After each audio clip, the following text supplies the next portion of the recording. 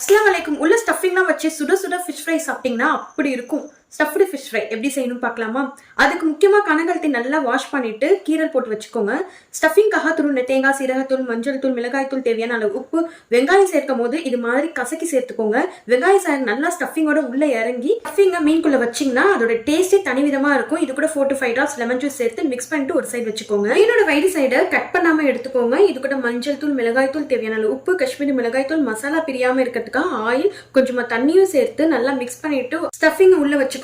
Stuffing உள்ள வைக்கும் போது பொறுமையா அழுத்தம் கொடுத்து வச்சுக்கோங்க. எந்த அளவுக்கு உங்களால ஃபில் பண்ண முடியுமோ ஃபில் பண்ணிக்கோங்க. ரொம்ப அதிகமாவும் ஃபில் பண்ணிடாதீங்க. ஸ்டஃபிங் இப்படியும் உள்ள வைக்கலாம், வெளியில வராம தான் இருக்கும் ஃப்ரை பண்ணும் போது. அப்படி இல்லைன்னா வைடு சைடை கட் பண்ணிட்டு ஸ்டஃபிங் உள்ள வச்சுட்டு ஃப்ரை பண்ணும் போது ஸ்டஃபிங் வெளியில வராம இருக்கிறதுக்கு இந்த மாதிரி நூல் கட்டி விட்டுக்கோங்க. முக்கியமா சாப்பிடும் போது நூலை எடுக்கிறதுக்கு மறந்துடாதீங்க. அடுத்து ஒரு 20 நிமிஷமாவது இதை மேரினேட் பண்ணி வச்சுக்கோங்க. டேஸ்ட்டுமே சூப்பரா இருக்கும். இந்த பக்கம் மீடியம் ஃப்ளேம்ல வச்சு ஃப்ரை பண்ணி எடுத்தீங்கன்னா இதை சொல்றதுக்கு வார்த்தையே இல்லை. இதை நீங்க ஃப்ரை பண்ணி பார்த்தா தான் தெரியும். கண்டிப்பா இது மாதிரி ட்ரை பண்ணிட்டு நல்லா சுட சுட சாப்பிட்டு பாருங்க. அந்த அளவுக்கு சூப்பரா இருக்கும். ட்ரை பண்ணிட்டு கமெண்ட் பாக்ஸ்ல கமெண்ட் பண்ணுங்க. அஸ்ஸலாமு அலைக்கும். தேங்க்யூ ஃபார் வாட்சிங்.